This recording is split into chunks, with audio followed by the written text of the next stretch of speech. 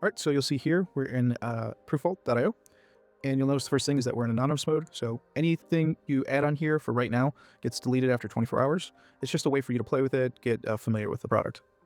And so what we'll do is we'll add a record, add a receipt. It's going to be a Zoom receipt, which is a software. $16.99. It was processed on the 27th.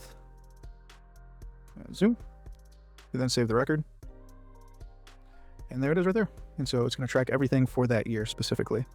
And all recent activity or records will be shown here. Actually be the last 3. And so you can always do from newest to oldest, highest amount to lowest amount. If you remember, you can export all the data and it sequences it by year.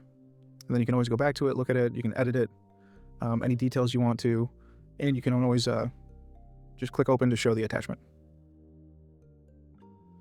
All right, and then if we want to save the data, create an account, sign with Google.